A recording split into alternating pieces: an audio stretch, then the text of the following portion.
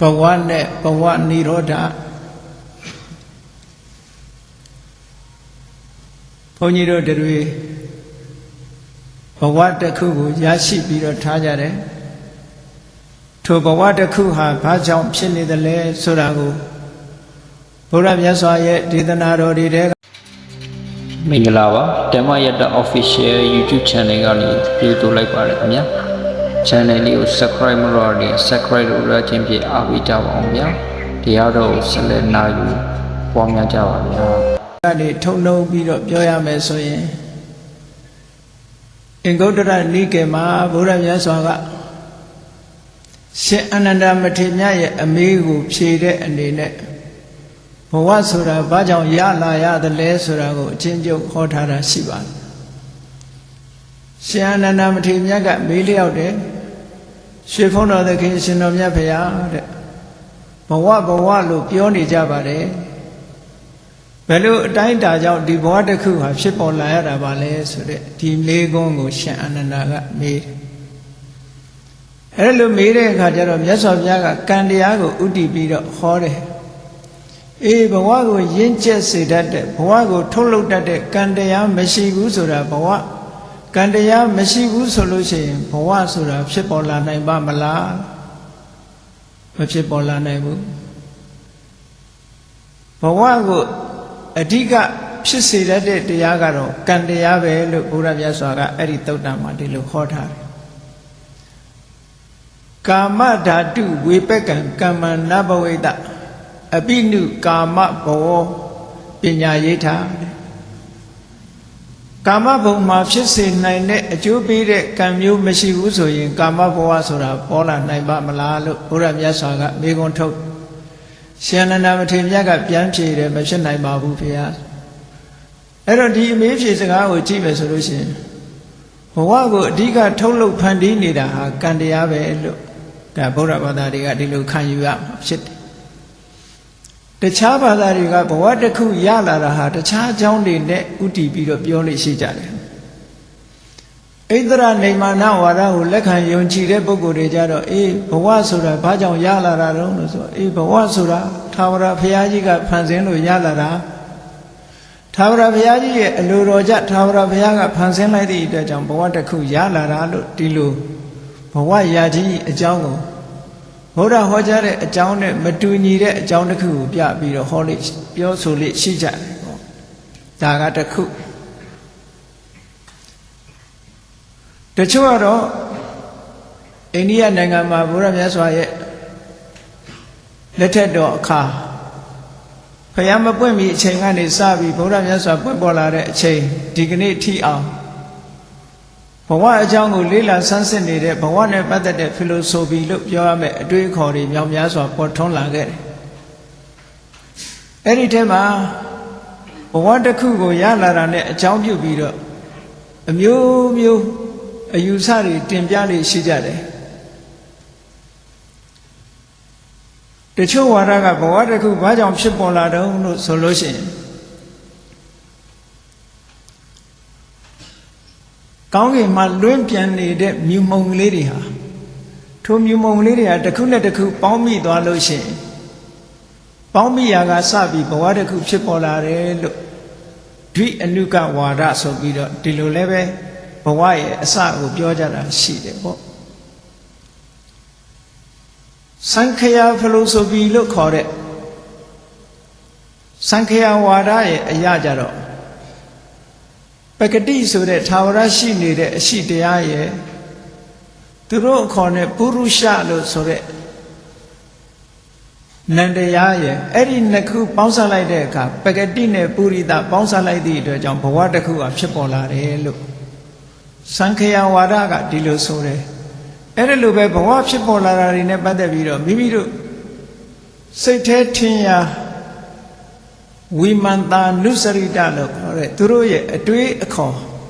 တွေးကြည့်ပြီးတော့ဘဝတစ်ခုဟာဘယ်လိုပေါ်လာတာလို့ပုံစံအမျိုးမျိုးဖော်ပြီးတော့ပြောကြတယ်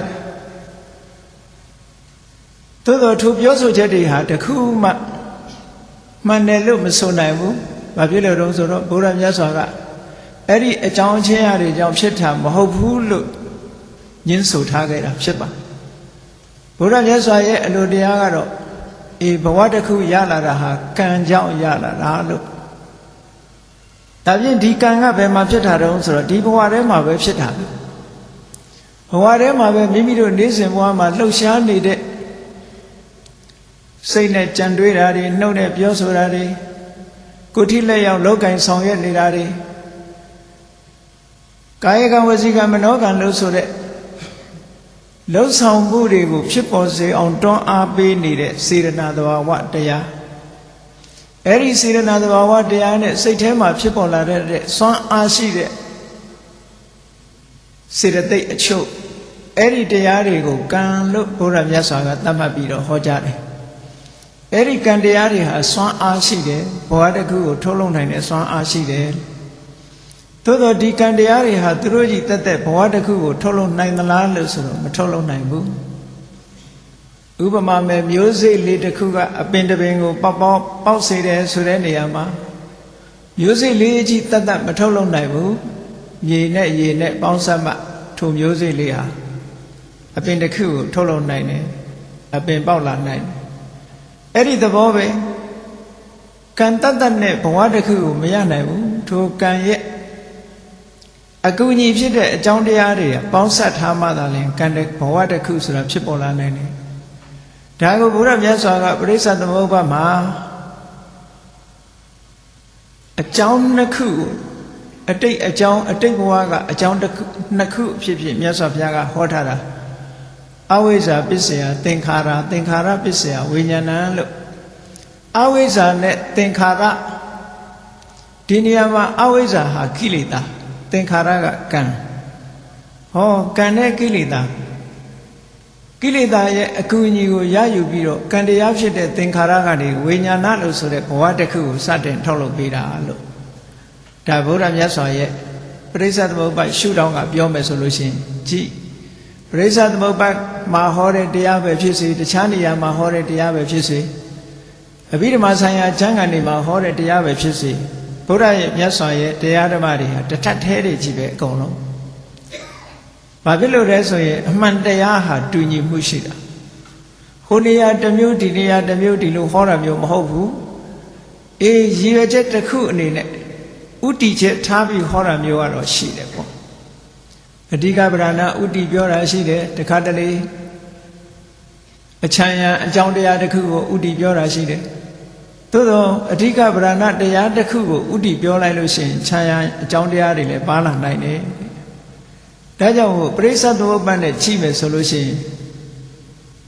အဝိဇ္ဇာဆိုတဲ့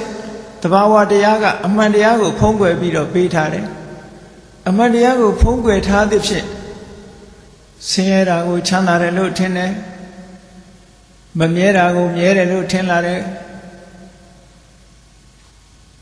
ကိုယ့်ရဲ့စွမ်းဆောင်မှုလုပ်လို့ရတာကိုကိုယ့်ရဲ့အလိုတိုင်းမဖြစ်နိုင်တာကိုဖြစ်နိုင်တယ်လို့ထင်လာတယ်ဆိုတဲ့အထင်အမြင်မှားယွင်းမှုတွေကိုအဝိဇ္ဇာကနေပြီးတော့ဖန်တီးပေးထားတယ်အမှန်တရားကိုကာဝယ်ပေးထားတယ်အဲ့ဒါလို့အမှန်တရားကိုကာဝယ်ပေးထားတဲ့အခါကျတော့အမှန်ကိုမသိသည့်အတွက်ကြောင့်လုံးပြီးလောက်ရတယ်လုံးတယ်ဟောအဝိဇ္ဇာပစ္စယသင်္ခါရလို့ကံတရားတွေဟာဒီလိုဖြစ်လာအဲ့ဒီကံတရားတွေဖြစ်လာလို့ကံတရားတွေကစုမိဆောင်းမိဖြစ်လာတာနဲ့တပြိုင်နက်ထိုကံတရားတွေကကိလေသာရဲ့အကူအညီကိုယူပြီးတော့ဝိညာဏလို့ဆိုတဲ့ဘဝတစ်ခုရဲ့အစကိုစတင်ထုတ်လုပ်တာဒီကနေစပြီးဘဝဆိုတာရလာတာလို့အဲ့တော့လူသားတွေအနေနဲ့ကြည့်မယ်ဆိုလို့ရှိရင်ဒီနေရာမှာသင်္ခါရပစ္စယဝိညာဏသင်္ခါရဆိုတာကံတရားထိုသင်္ခါရဆိုတဲ့ကံတရားသည်အဝိဇ္ဇာဆိုတဲ့ကိလေသာရဲ့အကူအညီအဝိဇ္ဇာကိုဥတီပြောပေမဲ့လို့အဝိဇ္ဇာတစ်ခုတည်းကသင်္ခါရကိုအကူအညီပေးတာမဟုတ်ဘူးတဏှာကလည်းအကူအညီပေးသေးတယ်အဝိဇ္ဇာဆိုတဲ့ကိလေသာကိုပြောလိုက်တဲ့ဖြင့်တဏှာဆိုတဲ့ကိလေသာလည်းဒီထဲမှာပါနေတယ်ဆိုတာကိုမှတ်ရမယ်ပေါ့အဓိကဗရဏတစ်ခုကိုပြောလိုက်လို့ရှိရင်ဗရဏမဟုတ်တဲ့ဟာလည်းပဲပါဝင်ပြီးသားဖြစ်သွားတယ်ဒါကြောင့်ပရိစ္ဆေသမုပ္ပါမှာကြည့်မယ်ဆိုရင်ကိလေသာနဲ့ကံဒီပူးပေါင်းပြီးဘဝတစ်ခုကိုဖန်တီးထားတယ်ထုတ်လုပ်ထားတယ်ဆိုတာဟာအမတန်မှထင်ရှားတယ်ဒါကိုလက်ခံလိုက်တာနဲ့တပြိုင်နက်ပဂတိတို့ပုရိသတို့ဒီနှစ်ခုပေါင်းစပ်လို့ဖြစ်လာတာဆိုတာလည်းမဟုတ်ဘူး ယူမုံလေးနှစ်ခုပေါင်းဆက်ရာကနေပြီးတော့အသက်ဝင်လှုပ်ရှားလာတာဆိုတာလည်းမဟုတ်ဘူးထာဝရဘုရားကနေပြီးတော့ဖန်ဆင်းလိုက်တာဆိုတာလည်းမဟုတ်ဘူးတဲ့တကယ်တော့ဖန်ဆင်းနိုင်တဲ့ထုတ်လုပ်နိုင်တဲ့စွမ်းအားတွေဟာတတ္တဝါတွေရဲ့တဏ္ဍာမှာပဲဖြစ်နေတဲ့စွမ်းအားတွေပဲလို့ဆိုတာမြတ်စွာဘုရားကရှာပြီးတော့ပြတယ်အေးဒါကြောင့်မို့လို့ဘဝဆိုဒီမှာထိုသုတ်တံမှာမြတ်စွာဘုရားကဟောထားတယ်ကမ္မံခိတံဝိညာဏံဘိဇံတဏတနေဟောတဲ့ကံကလယ်မြေနဲ့တူတယ်ကံကမြေကြီးနဲ့တူတယ်မြေကြီးနဲ့တူတဲ့ကံအလွှာပေါ်မှာဝိညာဏလို့ဆိုတဲ့မျိုးစေ့ချလိုက်တယ်အေးမြေကြီးနဲ့မျိုးစေ့ရှိုံနဲ့မဖြစ်သေးဘူးအဆိုဓာတ်ဆိုတဲ့ရေကလိုသေးတယ်အဲ့ဒါကတဏတနေဟောတဏကရေဓာတ်ပဲအဆိုဓာတ်ပဲပေါင်းလိုက်တဲ့အခါကျတော့ကံရဲ့တဏရဲ့ဒီနှစ်ခုရဲ့ဒီကိလေသာရဲ့ကံရဲ့ဒီနှစ်ခုရဲ့စွမ်းအားကြောင့်ဝိညာဉ်မျိုးစေ့လေးကျလာပြီးတော့ဘဝဆိုတဲ့အပင်ပေါက်လာတာလို့မြတ်စွာဘုရားကတဘာဝကြကြဒီလိုအဲ့ဒီသုတ်တံမှာဟောထားအင်္ဂုတ္တထဲမှာဘဝသုတ်တံဆိုတာတိကနိဗ္ဗာန်မှာနှစ်ခုရှိတယ်အဲ့ဒီသုတ်တံနှစ်ခုကရှင်းတဲ့ဟာပရိစ္ဆသုပ္ပတ်ကရှင်းတာနဲ့တူတူပါပဲအေးဒါကြောင့်မို့လို့ကမ္မံခိတံဝိညာဏံဘိဇံတဏတေနေဟောကံကိုဘာဖြစ်လို့မြေလွှာနဲ့တူတယ်လဲလို့ပြောရတယ်လဲဆိုလို့ရှိရင်ဝိညာဉ်မျိုးစေ့ချတဲ့အချိန်မှာကံကဖန်တီးပေးထားတဲ့အာယုံပေါ်မှာဝိညာဉ်မျိုးစေ့ကကြာရတယ်ဒါကြောင့်မို့လို့ကံဟာထိုအချိန်မှာအလုံးကိုစွမ်းဆောင်နေတာဖြစ်သောကြောင့်ကံကိုမြေလွှာလို့မြတ်စွာဘုရားကဥပမာပေးထားနားလည်နိုင်တဲ့စကားတစ်ခုအနေနဲ့ဥပမာပေးတာပေါ့လူတိုင်းဟာဒီမျိုးစေ့လေးတစ်ခုကိုမြေကြီးပေါ်မှာချဆိုင်ပြီးအပင်ပေါက်တယ်ဆိုတာလူတိုင်းသိနေကြတယ်ဘဝဆိုတာလည်းအပင်တစ်ခုနဲ့အလားတန်တူတယ်တဲ့ကံဆိုတဲ့မြေလွှာပေါ်မှာဝိညာဉ်မျိုးစေ့လေးကြတဏှာဆိုတဲ့အစေးဓာတ်အဆိုဓာတ်ကလေးနဲ့ဖန်တီးပေးလိုက်တဲ့အခါထောက်ပံ့ကူညီပေးလိုက်တဲ့အခါကျတော့ဘဝဆိုတဲ့အပင်လေးတစ်ခုဟာရှင်သန်ထွားကြိုင်းလာတယ်လို့ဒီလိုဆိုလိုတာပေါ့ဒါဘဝတစ်ခုဟာဘယ်ပုံပဲနည်းဖြစ်ပေါ်လာတယ်ဆိုတဲ့ဆံရအကြောင်းတရားတွေနဲ့မြတ်စွာဘုရားကရှင်းပြီးတော့ပြတယ်ကဲကောင်းပြီလူဘဝဆိုပါစို့ဘုန်းကြီးတို့တွေဟာလူဘဝကိုဘယ်ပုံပဲနည်းရောက်လာကြသလဲဘဝတစ်ခုကိုဘယ်လိုရလာသလဲလို့ပြန်ပြီးတော့ကိုယ့်ဘဝကိုပြန်ပြီးတော့ကြည့်မယ်ပရိစ္ဆသမုပ္ပါဒ်နဲ့ကြည့်မယ်အခြားသုတ်တန်တွေနဲ့ညှိပြီးတော့ကြည့်မယ်ဆိုလို့ရှိရင်အေးလွန်ခဲ့တဲ့အတိတ်ဘဝတော့ကအဝိဇ္ဇာဆိုတဲ့အမှန်မသိမှုမိမိတို့ရဲ့စိတ်ကိုလွှမ်းမိုးထားတယ်အဲ့ဒါလို့လွှမ်းမိုးထားသည့်အတွက်ကြောင့်ဒုက္ခကိုဒုက္ခထင်ပြီးတော့ကောင်းလို့ရာထင်ပြီးတော့ကံတရားတွေကိုပြုလုပ်ခဲ့ကြတယ်အဲ့ဒီကံတရားတွေကိုပြုလုပ်ခဲ့ကြသည့်အတွက်ကြောင့်ကံတရားတွေဟာမိမိတို့ရဲ့ဒီ mental process လို့ခေါ်တဲ့စိတ်အစဉ်ထဲမှာကိန်းဝတ်ပြီးတော့လာနေကိန်းဝတ်လာတော့အင်အားတွေရှိလာအေးအတိတ်ဘဝတစ်ခုမှာကံတွေဟာစုဆောင်မိလာတယ်ဘဝပေါင်းများစွာကစွန့်ရည်တွေဟာမိမိတို့ရဲ့စိတ်အစဉ်ထဲမှာကာမတတ္တိလို့ဆိုတဲ့စွန့်ရည်တတ္တိတွေစုဆောင်မိလာတဲ့အခါမှာလူဆိုတာဘဝဏီကုံချုပ်ခံဤအချိန်ဆိုတာရှိတယ်အဲ့ဒီဘဝဏီကုံချုပ်ခံဤအချိန်လေးမှာမိမိလှုပ်ထားတဲ့ကံတွေရဲ့စွန့်ရည်တတ္တိကြောင့်ဘာတွေပေါ်လာတယ်လဲလို့ဆိုလို့ရှိရင်ကိုယ့်ရဲ့လှုပ်ရက်တွေစိတ်နေစိတ်ထားတွေသွားရမယ့် destination လို့ဆိုတဲ့သင်္ကေတတွေကိုယ်တဏ္ဍာမှာဒါတွေကအိမ်မက်ထဲမှာပေါ်လာတယ်လို့ကံရဲ့စွမ်းအားကြောင့်မိမိရဲ့စိတ်အစဉ်ကိုလွှမ်းမိုးပြီးတော့ပေါ်လာနိုင်တယ်ဒါကြောင့်မို့လို့လူတိုင်းဟာဘဝတစ်ခုမှာတေဂန်နီးကာလရောက်လာပြီနီးလာပြီဆိုလို့ရှိရင်တေငယ်စောနဲ့မျောနေတဲ့အချိန်မှာကိုလုတ်ခဲ့တဲ့စွမ်းအားကြီးမားတဲ့ကံတရားတွေဟာအရေးမဲကြီးလို့မိမိရဲ့စိတ်ထဲမှာပေါ်နေတယ်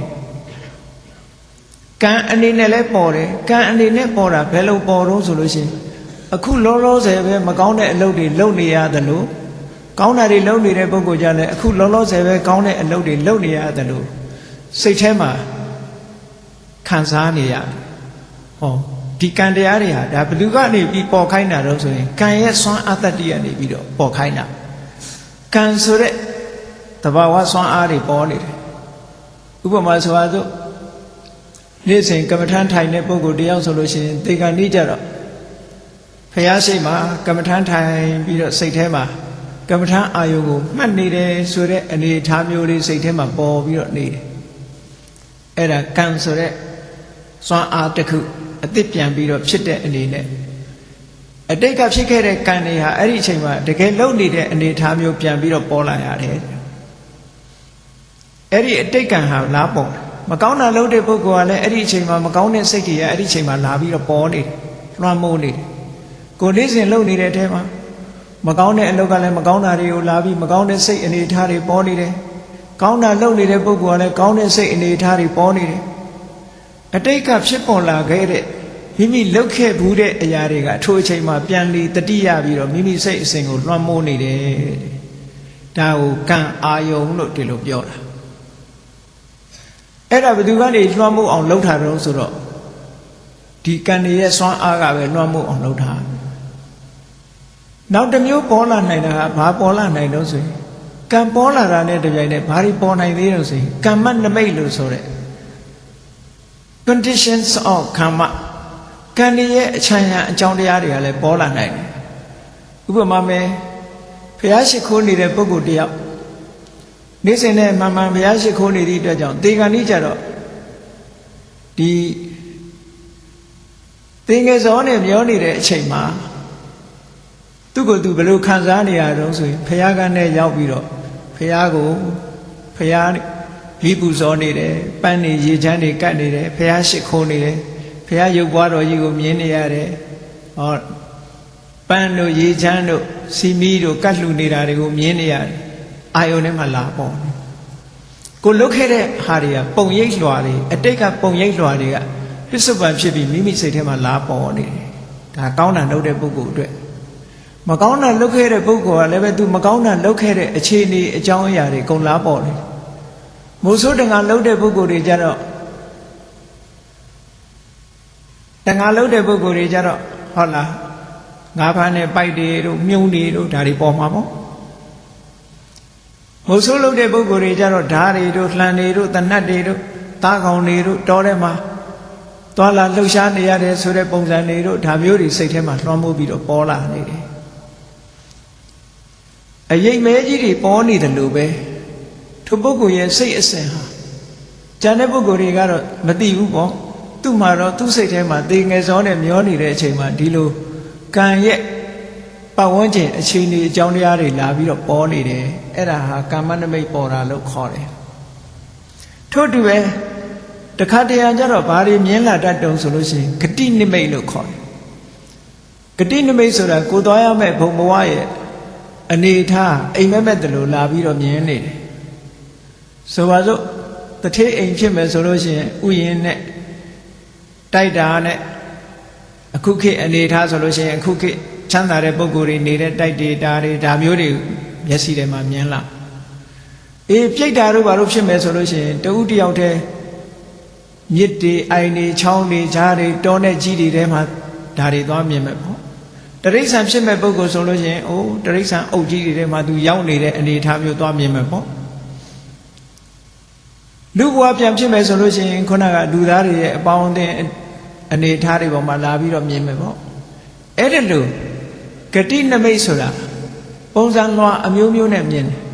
တယ်ငရဲကြတဲ့ပုဂ္ဂိုလ်ဆိုလို့ရှိရင်လည်းမိဘုံကြီးတွေထဲမှာသူ့ကိုမိတွေဝိုင်းခံနေရတယ်သူနေတဲ့အိမ်ကိုမိတွေလောင်းနေတယ်ဆိုတဲ့ခံစားမှုမျိုးတွေခံစားနေရတယ်ဒါသေကံဤမှာဘယ်သူမှရှောင်လွှဲလို့မရနိုင်တဲ့ဒီအာယုန်နမိတ်တွေလို့ခေါ်တာပေါ့အဲ့ဒီအာယုန်နမိတ်တွေဆိုတာဟာမေတ္တာကုသိုလ်ကောင်းမှုရှိတဲ့ပုဂ္ဂိုလ်တွေကြတော့ဘလောက်ထီအောင်ဒီဂတိနမိတ်တွေကပေါ်လာတတ်တုံးလို့ဆိုရင်ဓမ္မိကဥပဒကာရဲ့ဝတ္ထုဇာလန်းလေးကိုကြည့်မယ်ဆိုလို့ရှိရင်ဓမ္မိကဥပဒကာကြီးဟာဥပဒကာအချမ်းရံ900နဲ့ဘုရားကျောင်းနေ့စဉ်သွားတရားဓမ္မနာပြီးတကယ်သူတော်ကောင်းကြီးပဲကောင်းတဲ့အလုပ်တွေနေ့စဉ်လုပ်နေတဲ့အဲ့ဒီဓမ္မိကဥပဒကာနောက်ဆုံးနေ့ရောက်လာတဲ့အခါကျတော့ဘာဖြစ်တုံးယောဂဝေဒနာဖြစ်လို့မထနိုင်တော့ဘူးအဲ့ရတဲ့လဲနေတဲ့အချိန်မှာ တရားနာခြင်းနဲ့စိတ်ပေါ်လာအေးတန်ဃာတွေပင့်ပေးပါတန်ဃာတွေပင့်ပေးပါသူတရားနာခြင်းနဲ့ဆိုအဲ့တော့တန်ဃာတွေသွားပင့်ရောက်လာတဲ့အခါကျတော့ဘုရားစုစုဟောတော်မူခဲ့တဲ့တတိပဌာန်တုတ်ကိုသူနာခြင်းပါတယ်တတိပဌာန်တုတ်ကိုရွတ်ဖတ်တဲ့စေပေးတော်မူကြပါလို့ဆိုပြီးအဲ့လိုယဟန်တန်ဃာတွေကတတိပဌာန်တုတ်ကိုရွတ်ဖတ်နေတဲ့အချိန်မှာသူ့ရဲ့ဂတိနမိတ်အနေနဲ့ဘာတွေပေါ်လာတော့ဆိုသူ့အိမ်ရှိပါနတ်ပြည်ကနေပြီးတော့ယထာ9ဆင်းသူ့အိမ်ရှိရောက်လာတာကိုသူမြင်တယ်မြင်တော့အဲ့ဒီယထာ9ဆင်းပေါ်မှာမောင်းလာတဲ့နတ်တွေကအချင်းချင်းပေါ့အေးဒုနတ်ပြည်ကိုခေါ်သွားမယ်ဟိုကလည်းဒုနတ်ပြည်ခေါ်သွားမယ်နဲ့ဆိုပြီးတော့ဒီနတ်ပြည်6ထပ်ကနတ်တွေယထာတွေကယထာပေါ်မှာပါလာတဲ့နတ်တွေကကိုနတ်ပြည်ကိုခေါ်မယ်လို့ဆိုပြီးတော့အချင်းချင်းစကားပြောကြတဲ့အတန်တွေ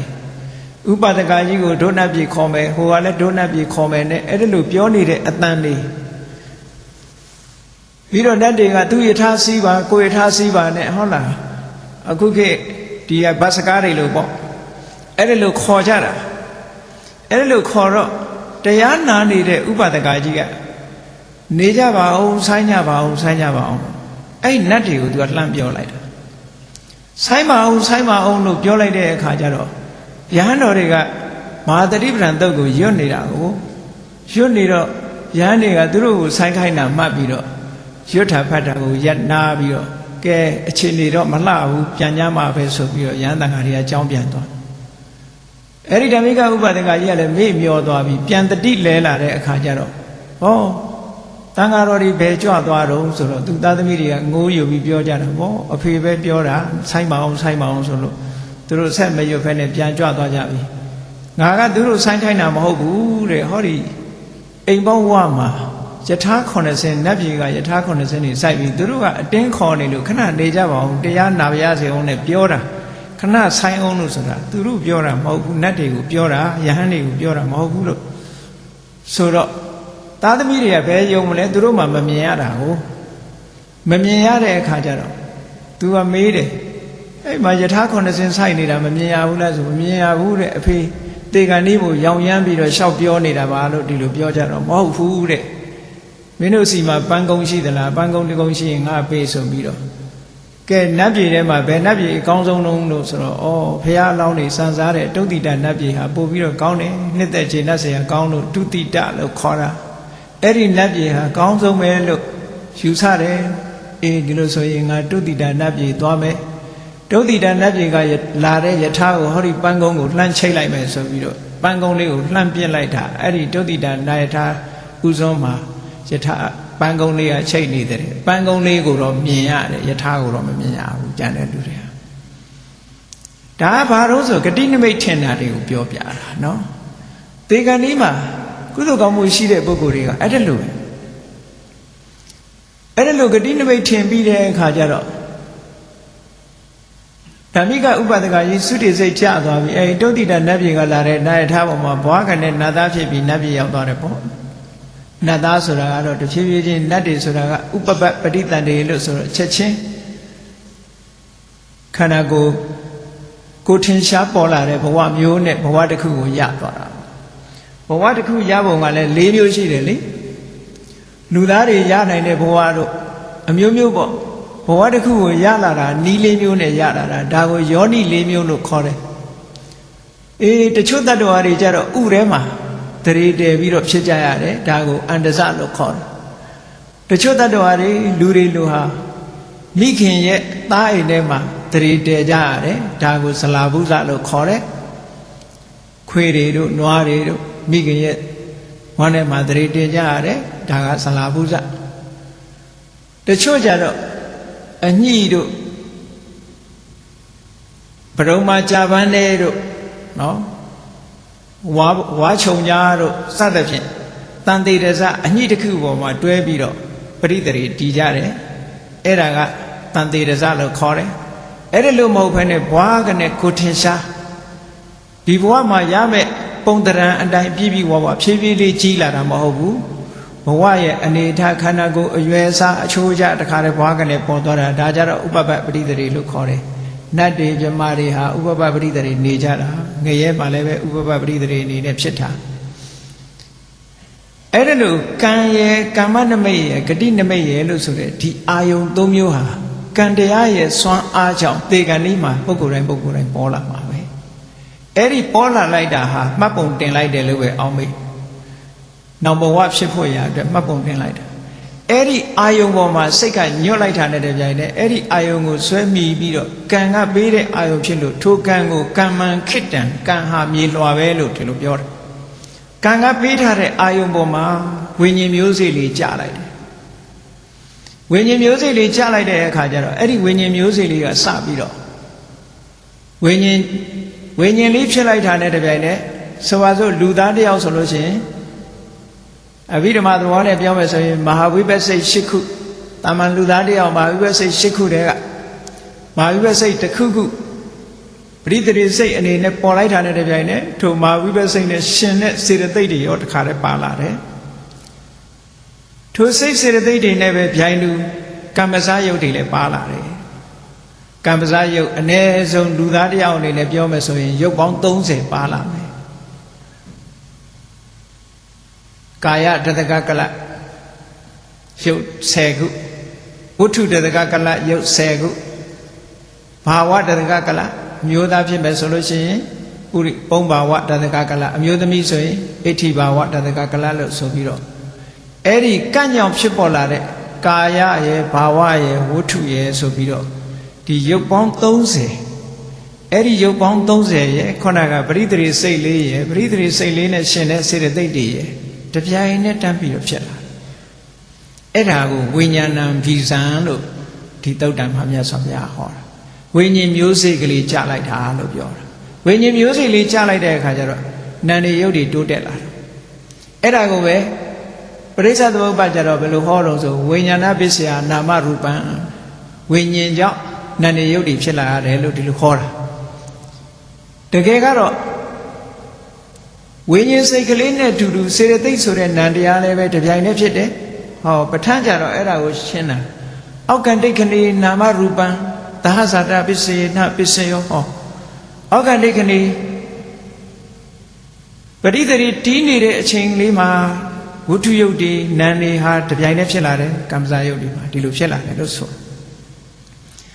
ခုခေတ်မှာပြဿနာတစ်ခုတက်လာတာတစ်ခုရှိတယ်ခုခေတ်သိပ္ပံဆရာတွေကတီထွင်ကြတယ်ကလုံးဆိုတဲ့ကော်ပီယုတ်ဖြစ်နိုင်သလားတချို့ကမေးကြအဲ့ဒါကိုဆွေးနွေးလာတယ်နောက်ပိုင်းကျရင်ပိုးကြဲကြဲပြန့်ပြန့်ဆွေးနွေးလာမယ်ဗုဒ္ဓအဘိဓမ္မာနဲ့ဖြေရှင်းနိုင်သလား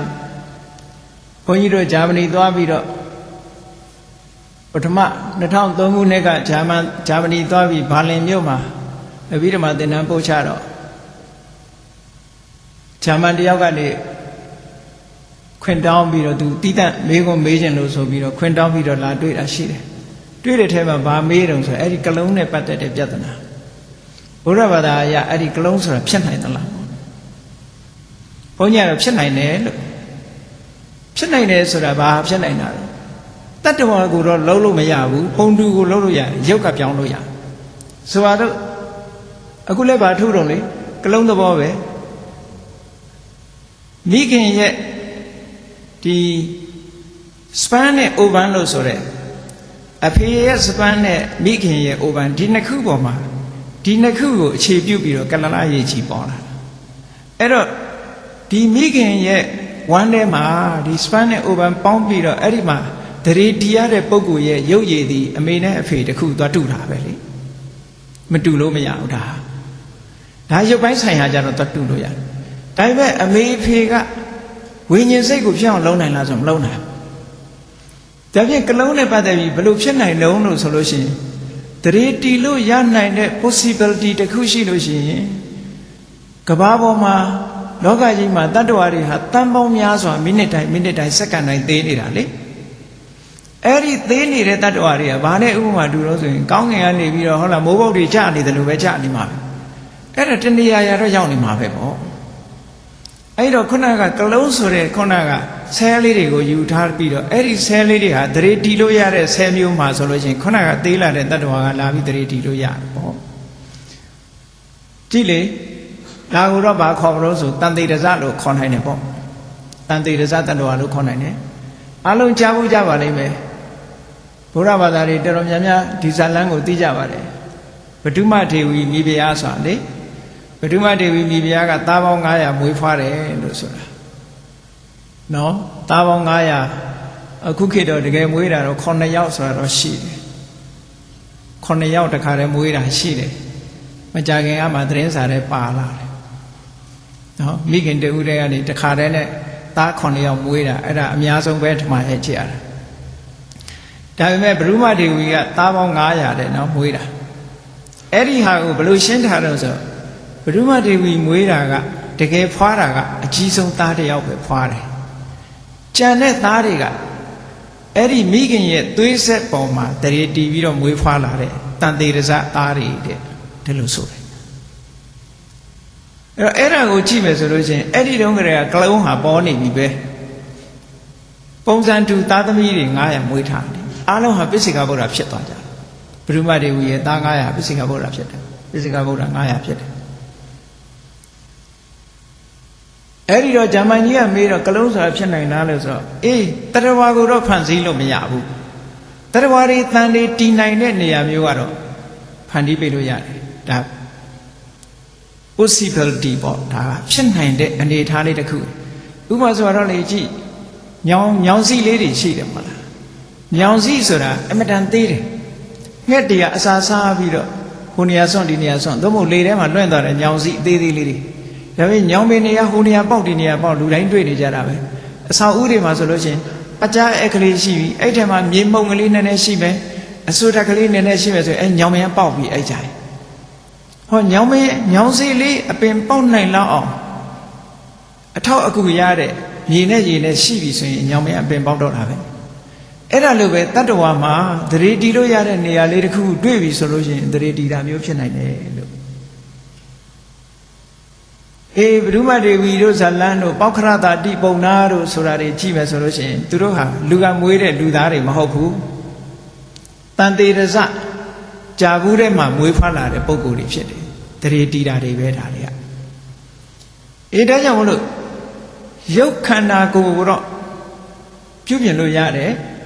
ဘာနဲ့ပြုပြင်လို့ရတော့ဆိုလို့ရှိရင်ကြည့်လေငယ်ငယ်ရွယ်ရွယ်လေးတွေရပ်ပူတဲ့လူတွေထွားအောင်လုပ်လို့ရတာပဲဗမာပြည်မှာဟုတ်ရင်တော့ဂျပန်နေပူပူလေးရဲ့ဒုတိယကမ္ဘာစစ်ကလာတော့ကဂျပန်ငပုလို့ခေါ်တာ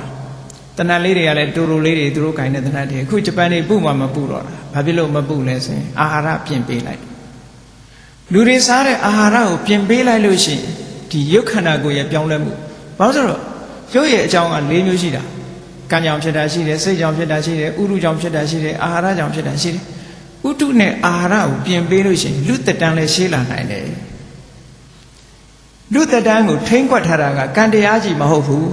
ဥတုနဲ့အာဟာရကထိမ့်ချုပ်ထားတာလို့ဒီလိုမှတ်ရအောင်ကြည့်လေခောရမမြတ်စွာဘုရားသက်တော်တရားတန်းမှာပွင့်လို့သက်တော်80ပဲနေရတယ်ကသဗ္ဗမြတ်စွာဘုရားကျတော့သက်အနှစ်2000တန်းမှာပွင့်လို့ကသဗ္ဗမြတ်စွာဘုရားသက်တော်2000ရှည်ရကံကြောင့်လားလို့မေးလို့ရှိရင်ကံနဲ့မဆိုင်ဂေါရမမြတ်စွာဘုရားရဲ့ကံကကသဗ္ဗမြတ်စွာဘုရားကံနဲ့ညံ့တယ်လို့ပြောလို့မရဘူးဖရာတွေဆိုတာနော်ပါရမီ7ပါးအပြား30စရိယ3ပါးစွန့်ကြီး5ပါးဖြည့်ချရတာကြည့်ပဲအကုန်လုံးကံအနေနဲ့ပြောမယ်ဆိုရင်တူတယ်လို့ပြောအောင်ဒါဖြင့်အသက်ကြဘာကြောင့်အတူအချေကွာသွားတာတော့ဆိုတော့ဥတုနဲ့အာဟာရကဆုံးဖြတ်ပေးသွားတာဂေါရမမြတ်စွာဘုရားလက်ထက်မှာရှိတဲ့ဥတုထိုဥတုမှာစိုက်ပျိုးထားတဲ့သီးနှံလေးအဲ့ဒီဥတုနဲ့သီးနှံကလူရဲ့ဒီအသက်ကိုအနှစ်100 200တဲ့ပို့ပြီးတော့မထိန်နိုင်ဘူးလို့ဒီလိုဆိုလို့တယ်ဒီအာဟာရစွန့်ရည်တတ္တိကလူအာဟာရကနေထိန်ထားတာလေအာဟာရတို့ဥတုတို့ကထိန်ထားတာကသဗ္ဗမြတ်စွာဘုရားလက်ထက်ကဥတုတို့အာဟာရတို့ကအနှစ်2000တိအောင်ထိန်နိုင်လောက်တဲ့စွန့်ရည်တတ္တိတွေသူတို့မှရှိတယ်ဒါကြောင့်မို့ဒီသဘောတွေကိုထက်ကထာကလည်းရှင်းပြီးတော့ထားတယ်ဥတုနာဘောဇနေနာအာယုဟာယတိပိဝတ္တတိပိလူတွေရဲ့တတန်းဟာဥတုကြောင့်အစာအာဟာရကြောင့်တတန်းတွေပိုးရှည်လာတာရှိတယ်ပို့ပြီးတော့တိုးသွားတာရှိတယ်တဲ့ဒီလိုဟောဆိုထားတာဒါအမတမသဘာဝကြတယ် reasonable ဖြစ်တယ်ပေါ့အဲ့တော့ဗုဒ္ဓဘာသာတရားတော်အရာကဘာတွေပဲသိပ္ပံက2020ဗုဒ္ဓဘာသာတရားတော်အရာတကယ့်ကို nature ကိုဟောထားတာဖြစ်တော့ ဘယ်တော့မှout of date မဖြစ်ဘူးအမြဲတမ်းပဲမှန်ကန်ပြီးတော့အမြဲတမ်းသိလွင်နေမှာပဲတခြားဘာသာတွေမှာဆိုလို့ရှိရင်တချို့ဟာတွေကလွဲချော်မှုတွေအများကြီးဖြစ်ကုန်ပြီလေဘုရားဘာသာမှာအဲ့လိုလွဲချော်မှုဆိုတာမဖြစ်ဘူးဘာကြောင့်မဖြစ်တာတုံးဆိုလို့ရှိရင်တကယ်တဘာဝအရှိကိုခေါ်တာဟုတ်အေးဒါကြောင့်မလို့အခုခေတ်မှာဒီကလုံးပြဿနာတက်လာဘာသာနဲ့ပတ်သက်လာအဲ့ဒီဂျာမန်ဒကာကြီးကပဲမေးတယ်မေးတော့ဘုန်းကြီးကအဲ့ဒီတန်ရုပ်ထဲကအိန္ဒကတုတ်ဆိုတာရှိတယ်လို့လွန်ခဲ့တဲ့နှစ်ပေါင်း2500ခရဲမြတ်စွာဘုရားကလူရဲ့ခန္ဓာကိုယ်ဟာဘယ်လိုစတင်လာတယ်ဆိုတာဟောထားတာရှိတယ်လို့ပထမံကလလံဟောတိကလလာဟောတိအဘုဒ္ဒံဆိုတဲ့တန်ရုပ်ထဲကယက္ခတန်ရုပ်အိန္ဒကတုတ်မှာမြတ်စွာဘုရားဟောထားတာရှိတယ်လို့လူရဲ့ခန္ဓာကိုယ်ခုခေတ်လို့ဆိုလို့ချင်း embryology ပေါ့အဲ့တော့ embryology တရေသားတွေစပြီးတော့ဖြစ်ပေါ်လာပုံနဲ့ပတ်သက်ပြီးတော့လေ့လာထားတာဘုရားမြတ်စွာနှစ်ပေါင်း2500ဟိုဘက်ကလေးကဟောတာဒီဟာခုကနေ့ခေတ်မှာပေါ်လာတဲ့သိပ္ပံနည်းမဟုတ်ဘူးเนาะဘယ်အချိန်မှာဘာဖြစ်တယ်ဘယ်အချိန်မှာဘာဖြစ်တယ်မြတ်စွာဘုရားဒီအတိအကျဟောထားတာသို့တော်မြတ်စွာဘုရားကဒါတွေဘာလို့ဟောတာတုံးဆိုတာကြည့်မယ်ဆိုလို့ချင်းအခုခေတ်သိပ္ပံကတော့ဆရာဝန်တွေသင်တာကြတော့ဆေးကုဖို့လေမြတ်စွာဘုရားကဆေးကုဖို့ဟောတာမဟုတ်ဘူးတဘာဝအမှန်ကိုသိဖို့ဟောတာတဘာဝအမှန်ကိုသိဖို့ဟောတာဖြစ်သောကြောင့်တခါတလေအသေးစိတ်ပြောချင်မှပြောမယ်အသေးစိတ်ဟောချင်မှဟောမယ်ဖြစ်ပေါ်လာပုံအကြောင်းအရာတွေကိုတော့ဒီလိုဟောတယ်အေးလောကမှာဘဝတစ်ခုရလာတယ်ဆိုတာဟာအခုပြောသလိုပဲအတိတ်ဘဝကံရဲ့ဆွမ်းဆောင်မှုကြောင့်အာယုန်နမိတ်တွေပေါ်လာတယ်အဲ့ဒီပေါ်လာတဲ့အာယုန်နမိတ်တွေဟာတွေ့တာစရာတွေဖြစ်လာအောင်အာယုန်နမိတ်ရဲ့အပြစ်တွေအမှန်မမြင်ရအောင်အဝိဇ္ဇာကဖုံးပေးလိုက်တယ်ဖုံးပေးလိုက်တော့တဏှာဆိုတာကနေညွတ်လာတယ်လိုချင်လာတယ်အဲ့ဒီအချိန်မှာကံကနေပြီးတော့တွန်းလှုပ်လိုက်တာအဲ့ဒီပုဂ္ဂိုလ်ကရောက်သွားတယ်အဲ့တော့အဓိကကတော့ကံကနေပြစ်ချလိုက်တာလို့ပြောတာဒါကြောင့်မို့မြတ်စွာဘုရားကကံကိုအဓိကထားပြီးတော့ဟောတယ်သို့တော့ကံနဲ့မဟုတ်ဘူးအဝိဇ္ဇာရဲ့တဏှာရဲ့ကံရဲ့ဒီသုံးခုပေါင်းပြီးတော့ဘဝတစ်ခုကိုဖန်တီးတယ်ဒါကြောင့်မို့ပရိစ္ဆေသမုပ္ပါဒ်မှာမြတ်စွာဘုရားအဝိဇ္ဇာပစ္စယသင်္ခါရပစ္စယဝိညာဏလို့ဒီလိုဟောဘဝတစ်ခုဟာဝိညာဉ်လေးကစလိုက်တာအေးဒီနေရာမှာလည်းပဲဆေးပညာရရဲ့အယူအဆနဲ့ဗုဒ္ဓအဘိဓမ္မာနဲ့မတူတာရှိသေးတယ်လူသားတွေရဲ့အသက်ဟာဘယ်ချိန်ကစတုံးလို့ဆိုလို့ရှိရင်အဲ့ဒီသင်္ခါရပစ္စယဝိညာဏဆိုတဲ့ပရိသေဝိညာဉ်စိတ်လေးပေါ်တဲ့အချိန်ကလလရေကြီးမှာသရေစိတ်ကလေးပေါ်တဲ့အချိန်ကစပြီးတော့ဒါလူသားလို့သတ်မှတ်တယ်ဟုတ်လားအဲ့ဒီအချိန်မှာသွားပြီးတော့တစုံတစ်ခုပျက်စီးအောင်လုပ်လို့ရှိရင်ဒါလူသားမှုပဲလူသားမှုပဲဒီကိစ္စနဲ့ပတ်သက်ပြီးတော့လည်းပဲအမေရိကမှာနေတော့ကဒီလိုပဲabortion လုပ်တဲ့ကိစ္စတွေနဲ့ပတ်သက်ပြီးတော့ဒါဗုဒ္ဓဘာသာအရအပြစ်ရှိသလားမရှိဘူးလားတခြားဘာသာတွေကဒီအချိန်မှာအသက်မဝင်သေးဘူးပေါ့လူအသက်မဝင်သေးလို့အပြစ်မရှိတဲ့အောင်ပြောတာတွေရှိတယ်ဗုဒ္ဓဘာသာအရကြတော့ဒါအပြစ်ရှိတယ်တတ္တဝါဖြစ်ပြီးအဲ့အချိန်မှာတတ္တဝါဆိုတာသုတိစိတ်ကြပြီးတာနဲ့တပြိုင်နက်ပရိသေစိတ်ကချက်ချင်းလာတာဆိုင်းနေတာမဟုတ်ဘူးသုတိပြီးရင်ပရိသေအဲ့ဒီပရိသေဟာသုတိကနေပြီးဖြစ်လာတာမဟုတ်ဘူးသုတိချုပ်သွားလို့ပရိသေစိတ်ကံရဲ့ဆွမ်းအားကြောင့်ပရိသေစိတ်ပေါ်လာတာ process အနေနဲ့တော့ဆက်ပြီးတော့နေတယ်လို့ဆိုလို့တယ်တန်တန်အနေနဲ့ဆင်ဆက်မပြတ်ဖြစ်နေတယ်အဲ့ဒါလို့ဘဝတစ်ခုနဲ့တစ်ခုဟာဒီလိုပေါ်ပြီးတော့လာကြတာကဲဘုန်းကြီးတို့လူသားတွေဘဝပဲကြည့်လိုက်အောင်ပရိသေဆိုတဲ့ဒီဝိညာဉ်စိတ်ကလေးပေါ်လာလိုက်တာနဲ့တပြိုင်တည်းနာမရူပဆိုတဲ့ကံပစားယုတ်တွေတို့စေတသိက်တွေတို့ပေါ်လာတယ်အဲ့ဒီကနေပြီးတော့တဖြည်းဖြည်းနဲ့နန္တရားတွေကြီးထွားလာတယ်ယုတ်တရားတွေကြီးထွားလာတယ်သင်္ခါရဝိညာဏပစ္စယနာမရူပပရိသေဝိညာဉ်ပေါ်လာတော့ကြောင့်နာယုတ်တွေပေါ်လာတယ်အဲ့ဒီနေရာလေးမှာမဟာနိဒာနသုတ်မှာဆိုလို့ရှိရင်ဝိညာဏပစ္စယနာမရူပပစ္စယဝိညာဏလို့အပြန်အလှန်လေးဟောထားတာကိုတတိထားဘာဖြစ်လို့အပြန်အလှန်ဟောထားသလဲဆိုရင်ဝိညာဉ်နဲ့နာယုတ်နဲ့ဝိညာဉ်ဒီအတုတ်အပြန်အတုတ်အလှည့်ရှိတယ်သူကဝိညာဉ်မရှိဘဲနဲ့နာယုတ်မဖြစ်ဘူးနာယုတ်မရှိဘဲနဲ့လည်းဝိညာဉ်ကမတည်နိုင်ဘူးဒါမို့အောက်ကတိတ်ခဏီနာမရူပံတို့ဝတ္ထုဝိပါကာတို့အဲ့ဒီမှာဟောတာကဒီသဘောတွေကိုဟောတာများစွာဒါပဋ္ဌာန်းမှာဒီပရိသေစိတ်ရဲ့ဟရယဝတ္ထုရဲ့အညမညဖြစ်တယ်သဟဇာတဖြစ်တယ်ဆိုတာကိုပဋ္ဌာန်းမှာအတိလင်းဟောထားတာရှိတယ်ပေါ့ ဒါကြောင့်အဘိဓမ္မာသဘောနဲ့ကြည့်မယ်ဖြစ်ရင်သုတ်တန်ကဆိုထားတဲ့နာမရူပပစ္စယဝိညာဏဝိညာဏပစ္စယနာမရူပဒီနှစ်ခုဟာအပြန်အလှန်ပရိစ္ဆေသမုပ္ပါမှာရှင်းအောင်ဟောထားသည့်အတွက်ကြောင့်ဝိညာဉ်ကအရင်ဖြစ်ပြီးနာယုတ်ကနောက်မှဖြစ်တယ်လို့ဒီလိုမတွက်နဲ့ပြိုင်လူဖြစ်လာတာသို့တော့ဝိညာဉ်က leading condition ပေါ့ leading phenomenon သူဥဆောင်တာမို့သူ့ကိုပြောလိုက်လာတာအတူတူပဲဥဆောင်တာသူကဥဆောင်တယ်လို့ဒီလိုဆိုလို့အေးဘဝကိုအချမ်းမြင်ပြောမယ်ဆိုလို့ရှိရင်ပရိသေဝိညာဉ်စိတ်လေးဖြစ်လိုက်တာနဲ့နန္ဒီယုတ်တွေဖြစ်လာနန္ဒီယုတ်တွေဖြစ်လာတော့ဘာတွေပါလာတော့ဆိုလို့ရှိရင် organ တွေပါလာတယ်ပေါ့လူရဲ့ကိုယ်အင်္ဂါတွေပေါ်လာတယ်ပါလာတယ်မျက်စိပါလာတယ်နားပါလာတယ်နှာခေါင်းပါလာတယ်လျှာပါလာတယ် sensitive body ပါလာတယ်နော် sense mind ပေါ်လာတယ်အဲ့ဒီဟာတွေကိုအာယတနာလို့ခေါ်တယ်ဒါကိုပရိစ္ဆေသမုပ္ပါကြတော့နာမရူပပစ္စယသလာယတနာအာယတနာ6ပါးလို့ပြောတာကဲအာရဏ6ပါးပြောတဲ့အခါကျတော့အာရဏ6ပါးပေါ်လာတော့ဘာဖြစ်တုံးဆိုရင်ဒါလူတဘာဝကိုစမ်းကြည့်ပေါ့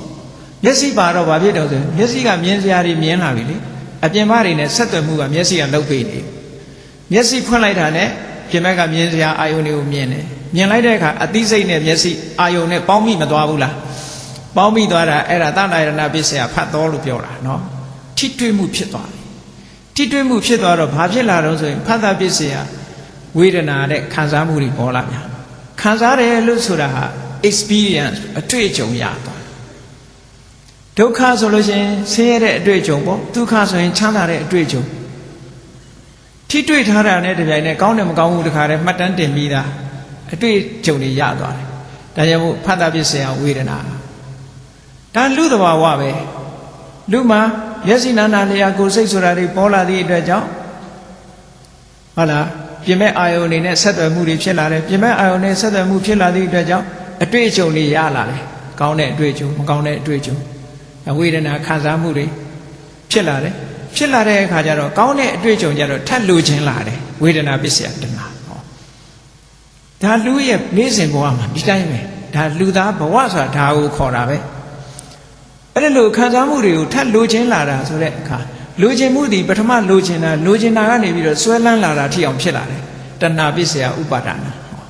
လိုချင်ုံနဲ့မကဘူးဆွဲလန်းလာတယ်ဆွဲလန်းလာတဲ့အခါမှာအတွေးခေါ်တွေပါလာတယ်ဒါကြောင့်မို့ဥပါဒံကြတော့တဏှာတယ်မကဘူးဒိဋ္ဌိပါလာတယ်လို့ဆိုဆွဲလန်းမှုတွေပါဝင်လာတယ်အမြင်တွေပါဝင်လာတော့ဘာဖြစ်တော့ဥပါဒနာပစ္စယဘောဘဝတစ်ခုကိုတိဆောက်လာကံတရားတွေအစ်စ်တွေလောက်လာတယ်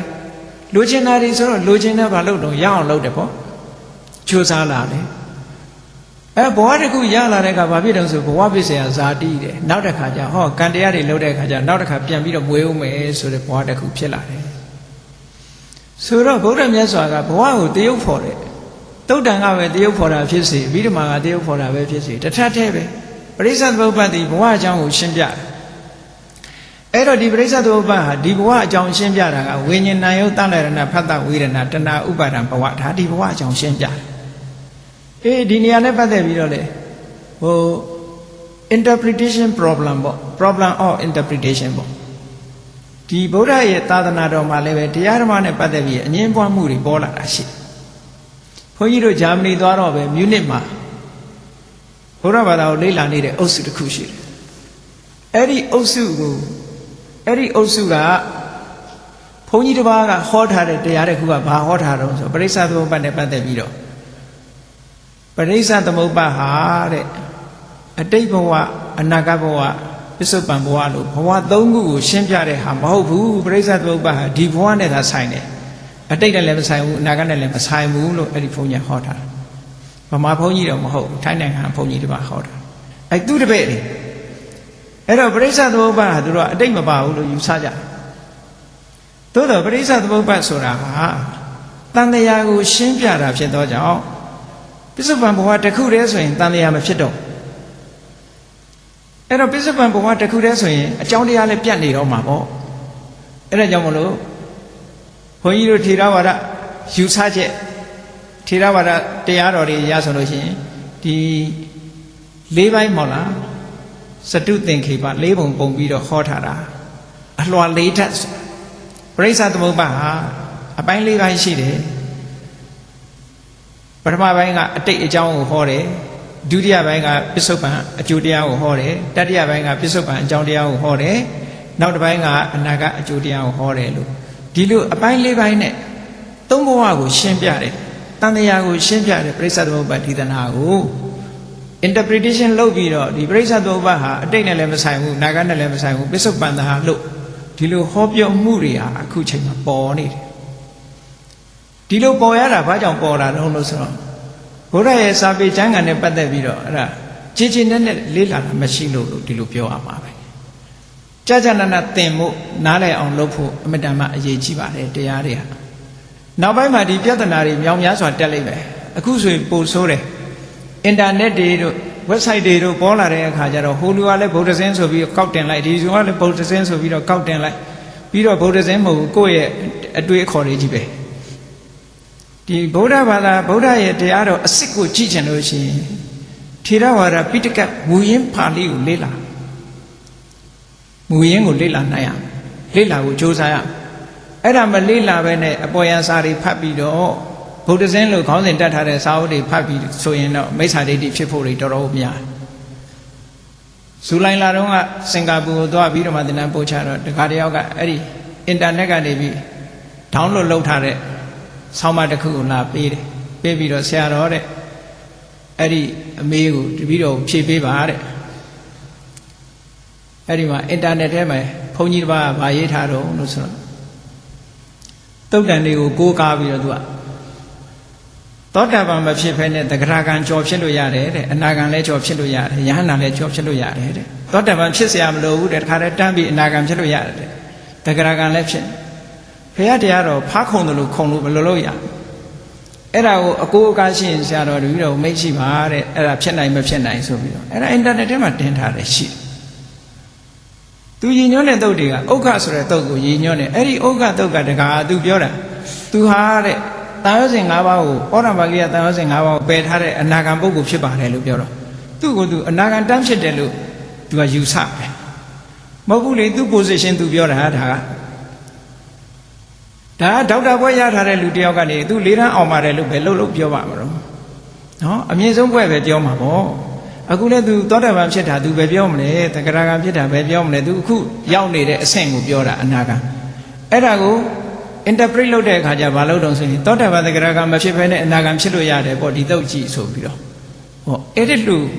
ပြဿနာမျိုးတွေဒီခေတ်မှာတော်တော်များလာလိမ့်မယ်နောက်ပြဿနာတက်เสียတစ်ခုရှိသေးတယ်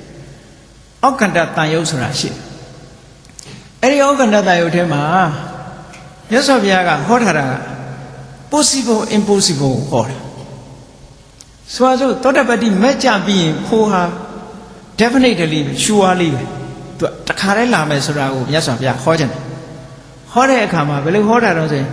သောတပတ္တိ message ချပြီးတဲ့နောက်မှာတဲ့ဒီပုဂ္ဂိုလ်ဟာဒီကြားထဲမှာဘယ်တော့မှမသေးနိုင်ဘူးသောတပတ္တိဖိုးမကြပဲမသေးဘူးလို့ပြောတာအဲ့တော့ဘယ်လိုတွေးတုံဆိုလို့ရှိရင်message ချထားတာဟိုးလွန်ခဲ့တဲ့၄နှစ်က message ချတာဖိုစိတ်မကြသေးဘူးနောက်၅ဆက်နှစ်လောက်နေမှာဖိုစိတ်ကြတယ်လို့ဒီလိုပြောတဲ့ပုဂ္ဂိုလ်ရှိသေးတယ်အဲ့ဒါကိုကြည့်ပြီ message နဲ့ဖိုစိတ်ဆိုတာကပ်ပြီးတော့နေတာချက်ချင်းအကာလိကောဆိုတာအဲ့ဒါပြောတာအခု message ဖြစ်နောက်တာဖိုစိတ်ကပ်ပြီးတော့ဖြစ်သွားတာချက်ချင်းအကျိုးပေးတာကိုအကာလိကောအချိန်မဆိုင်ဘူး message ပြီးတာနဲ့တပြိုင်နက်ဖိုစိတ်ကအနန္တတတ္တိနဲ့ခြေစုပ်ပြုတယ်ဈာထဲမှာဘာမှမချဘူးသို့တော့ဗမာပြည်မှာတောင်တစ်ခါကြားလိုက်သေးတယ်လေသူသောတပတ္တိမက်ကြနာကြပြီတဲ့ဖိုးမကြသေးလို့တဲ့ဆိုင်းနေရဖိုးကတော့မကြမှာလည်းမဟုတ်ဘူးအဲ့ဒါမျိုးတွေအဲ့တော့အဘိဓမ္မာဟာစ조사ပြီးတော့သင်လိုက်ပါတယ်အဘိဓမ္မာမတက်ဘူးဆိုလို့ရှိရင်မှားမှားယွင်းယွင်းတွေမြောင်များစွာဖြစ်ပေါ်လာမယ်ထို့သောသုတ္တံပါဠိတော်တွေတာမန်ကအပေါ်ယံကြည့်ပြီးတော့ဆိုလို့ရှိရင်ဒီမှားယွင်းတဲ့အယူဆတွေမှားယွင်းတဲ့ဘာသာပြန်ဆိုမှုတွေဒါမျိုးတွေဟာသာသနာနောက်ပိုင်းမှာအန္တရာယ်ကြီးစွာဖြစ်ပေါ်လာနိုင်တဲ့အနေအထားတွေရှိပါတယ်။ဒါကြောင့်မို့လို့အခုဒီလိုအဘိဓမ္မာမဟာသိပ္ပံဖွင့်ပြီးတော့ဒီအဘိဓမ္မာတရားတော်ကိုမူရင်းကျမ်းကြီးတွေကိုဒီလိုလေ့လာရတယ်ဆိုတာအင်မတန်မှကောင်းတဲ့အခွင့်အရေးကြီးတစ်ခုမြန်မာပြည်မှာတခြားနိုင်ငံတွေမှာတောင်မရနိုင်တဲ့အခွင့်အရေးမျိုးမြန်မာပြည်မှာအခုဒီအခွင့်အရေးကြီးတစ်ခုပေါ်လာတယ်ဆိုတာအလွန်ကိုတကယ်ဝမ်းသာစရာကောင်းတဲ့အချက်တစ်ခုပါသာသနာတော်အတွန်းရှိဖို့အတွက်လူတိုင်းဟာအသိဉာဏ်ရှိဖို့အမတန်မှအရေးကြီးပါတယ်။မြတ်စွာဘုရားဟောထားတဲ့တရားတော်တွေနဲ့ပတ်သက်ပြီးမိမိတို့လက်လန်းမမှီသေးလို့ရှိရင်သိတဲ့ပုဂ္ဂိုလ်ကိုမေးဖို့လိုတယ်။ လေ့လာဖို့ဆွေးနွေးဖို့လိုသေးတယ်အဲ့ဒါလို့မဟုတ်ဘဲနဲ့ကိုထင်ရဆွတ်လိုက်လို့ရှိရင်တော့မိစ္ဆာဒိဋ္ဌိဖြစ်ဖို့ရအမတန်မှနေတယ်တဲ့အေးဒါကြောင့်မို့လို့ဘဝတစ်ခုဆိုတာမြတ်စွာဘုရားကခုပရိစ္ဆသမုပ္ပါဒ်နဲ့အကျဉ်းချုပ်ပြီးပြောမယ်ဆိုရင်ကံနဲ့ကိလေသာဒီနှစ်ခုကပေါင်းပြီးတော့ဘဝတစ်ခုကိုဖန်တီးတာလို့ဒီလိုမှအဲ့တော့ဘဝនិရောဓကိုလိုချင်ရင်မလုပ်ရမလဲဆိုတဲ့အဖြေဟာဒီမှာပဲရှိဘဝကိုဖြစ်စေတာတွေကဘယ်သူတွေလဲဘဝကိုဖြစ်အောင်လုပ်နေတဲ့လက်တွေဟာဘယ်သူတုံးဆိုရင်ကံနဲ့ကိလေသာအဲ့တော့ဘဝတစ်ခုကိုမလိုချင်ဘူးဘဝនិရောဓဘဝကြီးခြုံငိမ့်စေချင်တယ်ဆိုလို့ရှိရင်ဒီအကြောင်းတစ်ခုဖယ်ရှားဖို့ပဲဒါပဲရှိတယ်အဲ့တော့ကံရဲ့ကိလေသာရဲ့ဒါကိုဝတ်သုံးပါခေါ်တာပေါ့ကမ္မဝကိလေသာဝဝိပါကဝအခုဘုန်းကြီးတို့တွေဟုတ်လားအတိတ်ဘဝလုပ်ခဲ့တဲ့ကံတွေရှိတယ်ကိလေသာတွေရှိနေတယ်ဒါကြောင့်မို့လို့ကံကိလေသာတွေကပေါင်းပြီးထုတ်လုပ်ထားတဲ့အကျိုးတစ်ခုကိုရပြီးတော့ဘဝတစ်ခုကိုရနေကြတယ်အဲ့ဒီရနေတဲ့ထဲကနေနောက်ထပ်ဘဝတစ်ခုကိုမရကြတော့ဘူးဘဝခြုံငိမ့်ရဘဝនិရောဓနိဗ္ဗာန်ကိုလိုချင်ပါတယ်ဆိုလို့ရှိရင်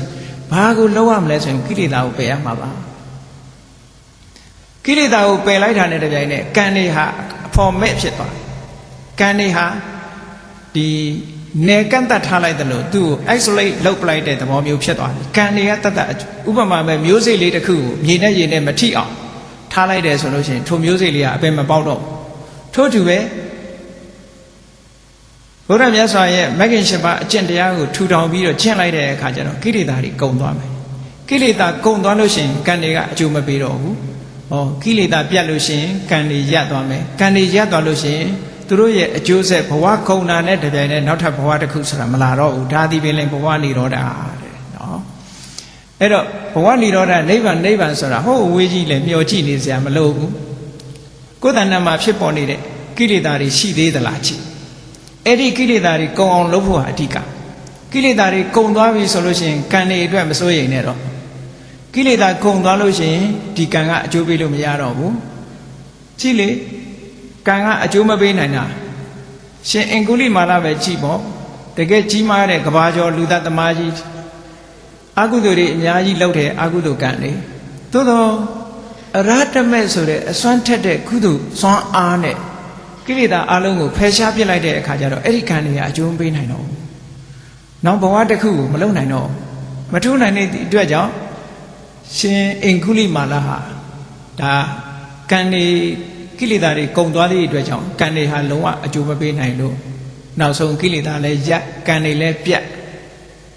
နောက်ဆုံးအကျိုးတွေလုံးဝမလာတော့ပဲနဲ့ပြိဋိဘံဆံသွားရတယ်ဆိုတာအဲ့တော့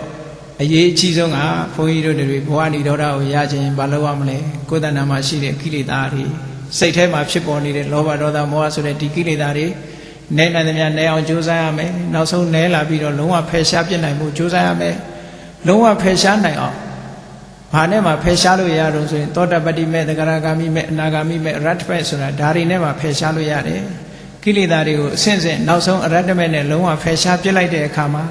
ကံတွေဟာလုံးဝအကျိုးမပေးနိုင်တော့ဘဲနဲ့ဘဝတစ်ခုဟာစသိမ့်သွားပြီဘဝនិရောဓဆိုတာကိုယ်စီကိုယ်ငါမျက်မှောက်ပြုနိုင်ကြမှာဖြစ်ပါတယ်လို့ဒီကနေ့ဘဝနဲ့ဘဝនិရောဓအကြောင်းတရားဟာဤတင်မဲ့ကဲပြည့်စုံပါပြီအလုံးတရားချက်ခင်သူတော်စင်ပြိဿတ်တို့သည်မိမိတို့ရရှိထားတဲ့ဘဝတည်းကအကြောင်းတရားတွေကိုရှာပြီးတော့ဖယ်ရှားပြစ်ခြင်းဖြင့်ဘဝនិရောဓကိုကိုယ်စီကိုယ်ငါမျက်မှောက်ပြုနိုင်ကြပါစေကုန်သတည်း